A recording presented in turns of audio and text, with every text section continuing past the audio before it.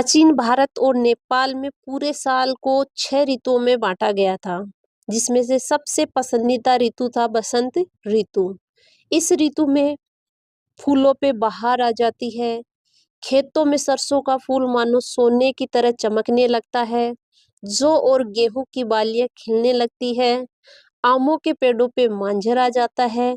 हर तरफ रंग बिरंगी तितलियां मंडराने लगती है। भर भर भंवरे बहराने लगते हैं। बसंत ऋतु का स्वागत करने के लिए जैसे सभी स्वागत में बैठे हैं।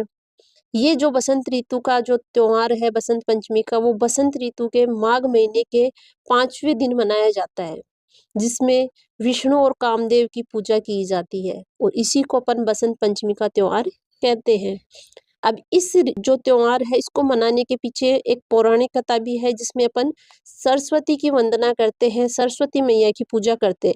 वो क्यों करते हैं उसकी भी मैं आपको कहानी बताने जा रही हूँ। देखो, एक पौराणिक कथा के अनुसार या फिर उपनिषदों के अनुसार सृष्टि की जो स्थापना थी या फिर कहें कि सृष्टि का जो विकास था वो ब्रह्मा जी ने किया था। ब्रह्मा जी ने खास तौर पर अपन कहें तो मनुष्य जाति की रचना की, लेकिन ब्रह्मा जी को अपनी इस सृजना से संतुष्टि नहीं थी। उन्हें लगता था कि कुछ कमी रह गई है, जिसके कारण चारों ओर मौन छाया रहता है।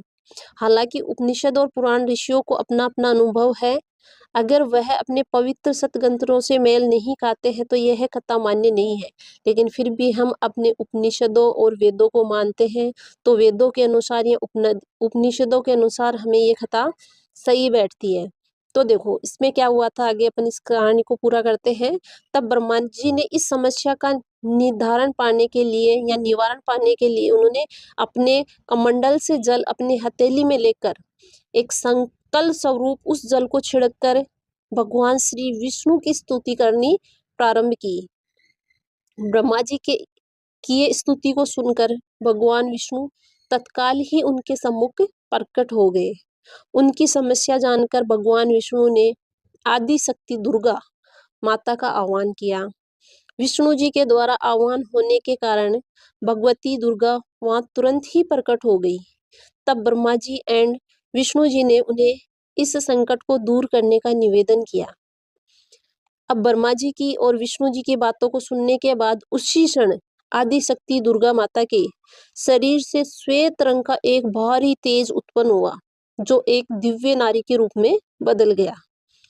यह स्वरूप एक चतुर्भुजी सुंदर स्त्री का था, जिसके एक हाथ में वीणा और एक हाथ में वर मुद्रा थी। अन्य दोनों हाथों में पुस्तक और माला थी। आदि शक्ति दुर्गा के शरीर से उत्पन्न तेज से प्रकट होते ही उन देवी ने वीणा का मधुर नाद किया, जिससे संसार के समस्त जीव जंतुओं को वाणी प्राप्त हो गई। जलधारा में कोलाहल व्याप्त हो गया। पवन चलने से सरसराहट होने लगी।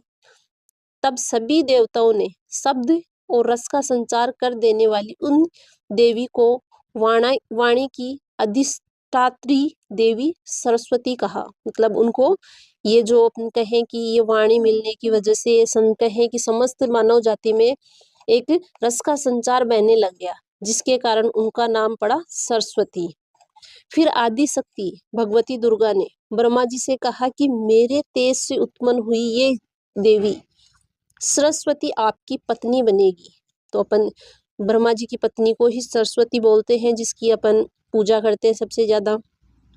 जैसे लक्ष्मी जी विष्णु जी की शक्ति है, पार्वती महादेव जी की शक्ति है, उसी प्रकार से सरस्वती देवी आपकी शक्ति होगी। ये उन आदि शक्ति दुर्गा माता ने ब्रह्मा जी से कहा। ऐसा कहकर आदि शक्ति दुर्गा माता सभी देवताओं को देखते ही देखते वहीं अंतर्ध्यान हो गई। इसके बाद सभी देवता सृष्टि के संचालन में संलग्न हो गए।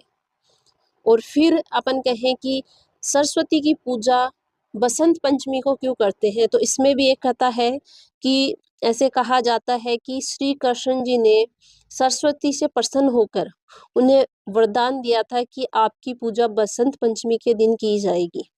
तो देखो बसंत पंचमी के दिन अपन सरस्वती की पूजा करते हैं। सरस्वती को ज्ञान की देवी कहा जाता है, संगीत की देवी कहा जाता है, इसीलिए कहा जाता है। तो ये कहानी, ये कथा आपको अच्छी लगी हो तो इसको ज़्यादा से ज़्यादा लोगों तक शेयर कर देना।